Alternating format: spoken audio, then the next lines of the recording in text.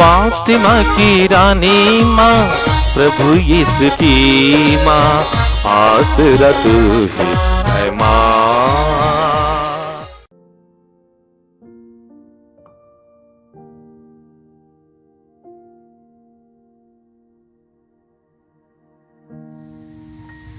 पहला पाठ नबी योनस का ग्रंथ, अध्याय 3, पद संख्याएं 1 से 10 तक।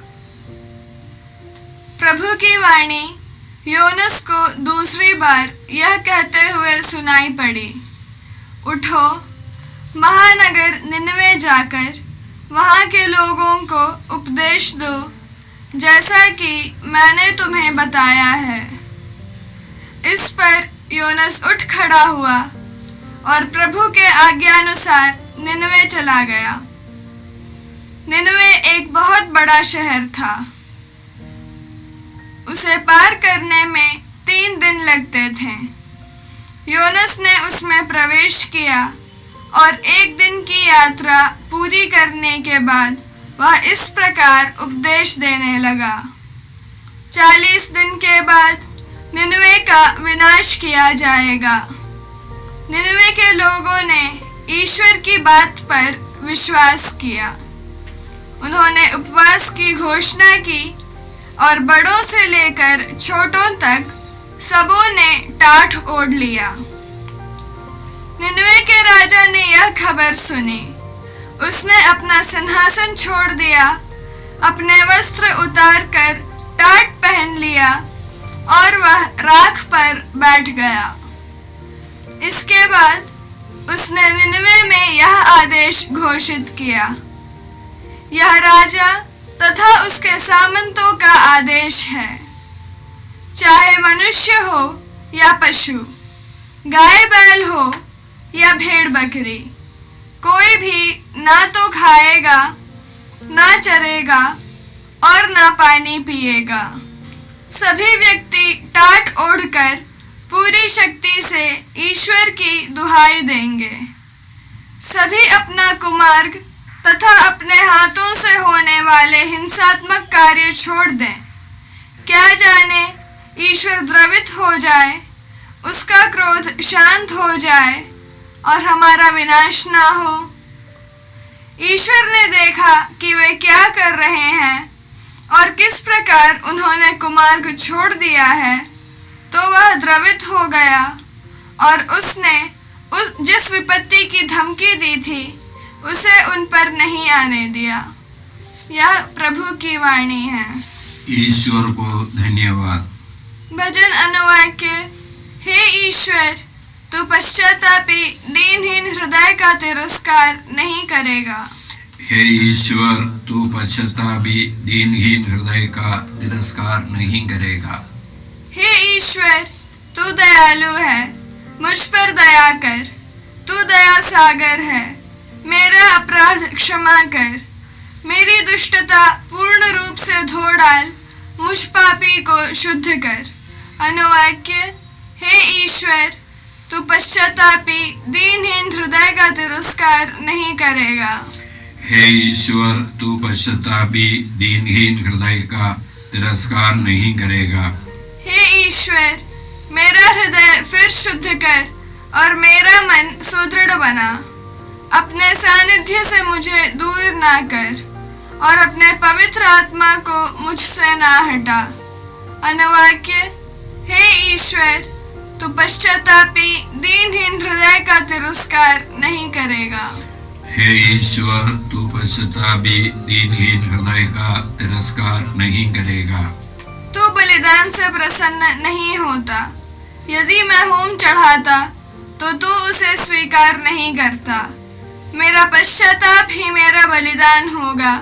तू पश्चातापी दीनहीन हृदय का तिरस्कार नहीं करेगा। अनुवाक्य। हे ईश्वर, तू पश्चातापी दीनहीन हृदय का तिरस्कार नहीं करेगा। हे ईश्वर, तू पश्चातापी दीनहीन हृदय का तिरस्कार नहीं करेगा। जय घोष। प्रभु कहता है, सारे हृदय से मेरे पास लौट आओ और मैं प्रेम पूर्वक तुम पर दया करूंगा।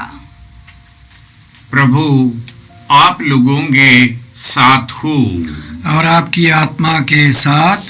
संत लूकस के अनुसार पवित्र सुसमाचार। हे प्रभु तेरी महिमा हो। अध्याय 11 पद संज्ञाएं 29 से 32 तक। भीड़ की भीड़ यीशु के चारों ओर उमड़ रही थी और वह कहने लगे, यह एक विधर्मी पीढ़ी है, यह एक चिन्ह मांगती है, परंतु नबी योनस के चिन्ह को छोड़कर इसे कोई चिन्ह नहीं दिया जाएगा। जिस प्रकार योनस निनवे निवासियों के लिए एक चिन्ह बन गया था, उसी प्रकार मानव पुत्र भी इस पीढ़ी के लिए एक चिन्ह बन जाएगा। न्याय के दिन दक्षिण की रानी इस पीढ़ी के लोगों के साथ जी उठेगी और इन्हें दोषी ठहराएगी, क्योंकि वह सुलेमान की प्रज्ञा सुनने के लिए पृथ्वी के सीमांतों से आई थी। और देखो यहाँ वह है जो सुलेमान से भी महान है। न्याय के दिन निनवे के लोग इस पीढ़ी के साथ जी उठेंगे और इसे दोषी ठहराएंगे, क्योंकि उन्होंने योनस का उपदेश सुनकर पश्चाताप किया था। और देखो यहाँ वह है जो योनस से भी महान है। यह प्रभु का पवित्र सुसमाचार है। हे क्रिस्त तेरी स्तुति हो। प्रिय भाई बहनों, हम यीशु के दुख भोग की यादगार मनाते हुए उनकी क्रूस मरण पुनरुत्थान के रहस्यों पर मनन करते हुए उसके अर्थ समझने की कोशिश में है। आज यीशु अपने पुनरुत्थान की जिक्र करते हुए लोगों को समझाते हैं। योनस नबी के दिन योनस ईश्वर की आज्ञा को भंग कर उल्टी दिशा में चल पड़े और मगरमच्छ ने उसे निगल कर फिर निनवे के तट पर उगल दिया। 3 दिनों तक योनस मगरमच्छ के पेट में पड़े रहे। इसी भांति यीशु अपने मृत्यु के बाद 3 दिनों तक पृथ्वी के गर्भ में रखा जाएगा और तीसरे दिन वह जी उठेंगे। ये महान चिन्ह, यीशु के पुनरुत्थान का चिन्ह से बढ़कर कोई भी चिन्ह मानव जाति को नहीं दिया जाएगा। हम जानते हैं शिष्य ये समझ नहीं पाए थे। यीशु कई बार उनको जिक्र किया, परंतु जब इतवार पुनरुत्थान के दिन यीशु जी उठने के बाद भक्त महिलाएं कब्र पर से ये शुभ संदेश लेकर दौड़कर शिष्यों के पास आया। शिष्य समझ नहीं पाए, स्वीकार नहीं कर पाए। महिलाओं से कहे कि तुम लोग प्रलाप करते हो। बिखर गए, टूट गए।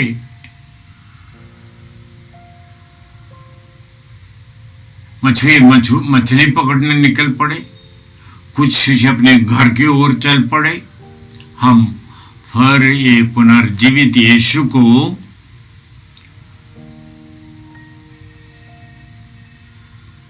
शिष्यों के साथ एमाउस जाते हुए देखते हैं। और जब शिष्यों ने आग्रह किया, अभी दिन ढल चुके हैं, आप हमारे साथ रह जाइए। रात के भोजन के वक्त यीशु ने रोटी लेकर तोड़ा और उसी समय शिष्यों की आंखें खुल गई। वे यीशु को पहचान लिए। यीशु उनके आंखों से ओझल हो गए और वे उल्टे पांव दौड़कर शिष्यों के पास आया और कहा, देखिए यीशु सचमुच जी उठे, हमने उनको देखा है, हमारे साथ ऐसी ऐसी बातें हुई है। सिमोन यीशु को देखा है। ये चिन्ह, इसकी महत्व महिमा हम बाद में भी देखते हैं। शिष्य यीशु की मां के साथ प्रार्थना की और पेंतकोस्त के दिन पवित्र आत्मा से अभिषिक्त हुए और ये पुनरुत्थान की महत्ता को भी समझाते हैं लोगों को। और भिन्न भिन्न भाषाएं बोलने वाले, सुनने वाले लोग शिष्यों को अपनी अपनी मातृभाषा में बोलते हुए सुनने का अद्भुत कार्य होती है। यीशु पुनर्जीवित हो गए और शिष्य यहूदियों को दोषी ठहराने के बदले उनसे कहते हैं, आप लोग और आपके धर्माचार्य नहीं समझ पाए, धोखे में आप लोगों ने यीशु को क्रूसित पर आरोपित किया। अभी पश्चाताप करो, उनके नाम में विश्वास करो, उनके पुनरुत्थान की सहभागी बनो। ये यीशु के पुनरुत्थान हम जानते हैं। सुसमाचार में यीशु अपने शिष्यों को बार बार बताए, मैं यरूशलेम जाऊंगा, वहां टुकराया जाऊंगा, मार डाल दिया जाएगा, परंतु तीसरे दिन मैं जी उठूंगा। ये जी उठने की बात शिष्यों के समझ में नहीं आई। और हम जानते हैं यमल थॉमस जो भारत के प्रेरित हैं, जब यीशु पुनर्जीवित यीशु शिष्यों को दिखाई दिए, दर्शन दिए, उनके साथ नहीं थे और उसने जीत पकड़ा कि जब तक मैं अपनी उंगली उनके बगल में नहीं डालूं, जहां भाला से उनकी बगल को छेदित किया था और उनके घावों, हाथों की घावों में, कीलों की घावों में मैं अपनी उंगली नहीं रख दूं, मैं विश्वास नहीं करूंगा।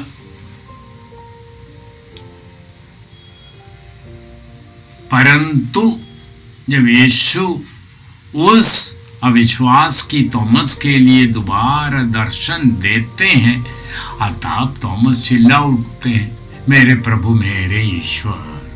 तब थॉमस को समझ में आया यीशु पुनर्जीवित हुए हैं। एक दुख भोग के दरमियान हम यीशु के कलवरी पहाड़ पर क्रूसित होने की पर्व मनाकर यीशु को दफनाने की, आंसू बहाने की त्योहार तक सीमित नहीं, पास्का पर्व की त्योहार, मृत्यु को पार कर मृत्यु पर विजय पाने वाले ईश पुत्र के पुनरुत्थान के पर्व, प्रत्याशा का पर्व, वहां तक का यात्रा करते हुए विश्वासी समुदाय को ये 40 काल में अपनी प्रत्याशा को बनाए रखने, ईश पुत्र ने हमारे पापों को अपने ऊपर ले ली और हमारे लिए क्रूस पर मरे, और उनके मरण के साथ हम अपने बपतिस्मा में दफनाए जाने के कारण हम उनके पुनरुत्थान के सहभागी बने। ये महान घटना के बारे में जिक्र करते हुए यीशु कहते हैं, योनस के चिन्ह 3 दिनों तक मछली के गर्भ में पड़े रहने के समान यीशु पृथ्वी के गर्भ में पड़े रहने के बाद योनस को उगल दिया, परंतु यीशु जीवन लेकर मृत्यु को पार कर विजय पाकर संसार के बंधनों को तोड़कर संसार को मुक्ति प्रदान करके ईश्वर के योग्य बनाने के चिन्ह को देकर कहते, इससे बड़ा चिन्ह नहीं दिया जाएगा।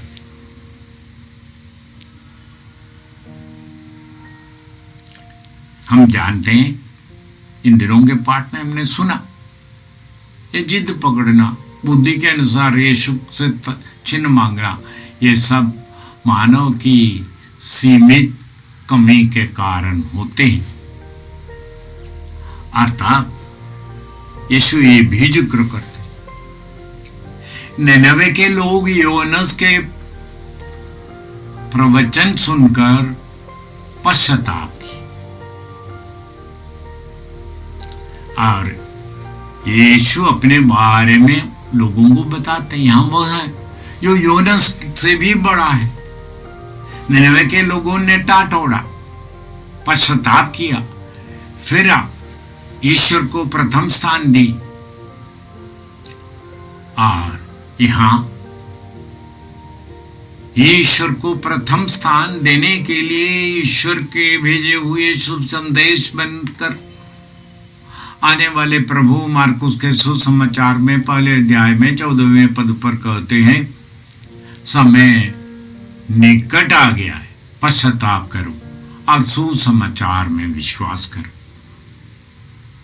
इसलिए पश्चाताप करने के लिए बुलाने वाले प्रभु का संदेश को ग्रहण करने के लिए, अगर आप उसे ग्रहण नहीं करेंगे तो निनवे के लोग जिसने पश्चाताप किया, पुनरुत्थान के दिन जी उठकर आज यहूदी समुदाय को और ईश्वर के वचन सुनने वाले हर एक व्यक्ति को दोषी ठहराए, क्योंकि हम भी ईश्वर के पुत्र के वचन को प्राथमिकता देने से चूक जाते। जिनको बहुत दिया उनसे बहुत मांगा जाएगा। निस्बांदी उस गृहस्वामी जिसने अपने शिष्यों को 2 और 5 और 10 दिनार देकर विदेश चले गए, उसी तरह हमको जो बहुत दिया जाता है, वचन सुनने के अवसर देते हैं, वचन सुनकर उसके अनुसार व्यवहार करने के लिए बुलाए जाते हैं, हमसे भी बहुत अधिक मांगा जाएगा। दक्षिण की रानी सुना कि सुलेमान में इतनी प्रज्ञा और इतनी काबिलियत, इतनी ईश्वर के अनुग्रह विद्यमान है। वो दक्षिण से यात्रा करते करते यरूशलेम पहुंचा ईश्वर की वह प्रज्ञा को देखने की। उसी तरह उत्साही बन करके ईश्वर की प्रज्ञा को देखने, सुनने, समझने और ईश्वरीय राज्य के सहभागी बनने के लिए ईश्वर हमें बुलाते हैं। हम ये वचन सुनने की कृपा पाए, इस ईश्वरीय तोहफा को स्वीकार करने के लिए कृपा पाए। 3 राजाओं ने पूर्व से चल कर आए और बेतलगहम के गौशाले में विद्यमान ईश्वर के नन्हा सा बालक को देखकर उन्हें दंडवत करते हैं। सोना, गंधरस और मेरा चढ़ाकर उनकी आदर सम्मान करते हैं। वैसे आज हम भी कर पाए पिता और पुत्र और पवित्र आत्मा के नाम पर। यीशु क्रिस में प्रिय भाई और बहनों, प्रभु यीशु ने हमें आदेश दिया है संसार के कोने कोने में जाकर सारी सृष्टि को सुसमाचार सुनाओ। सुसमाचार सुनने के लिए और सुनाने के लिए एक अच्छा मौका है। आप कृपया इस चैनल का सब्सक्राइब करें, लाइक करें, शेयर करें, बेल आइकन दबाएं ताकि यहाँ की नई वीडियोस की सूचना आपको मिलती रहेगी। साथ साथ आप दूसरों को भी प्रेरणा दें इसका सब्सक्राइब करने के लिए। याद रखें, कल के मिसा के दैनिक पाठ और उस पर टिप्पणियाँ आज ही दोपहर के बाद हम लोग अपलोड करते हैं। कृपया आज ही उसको सुनकर कल की तैयारी करें। प्रभु यीशु आपको और आपके परिवार को 100 गुनी आशीष देंगे। जय यीशु।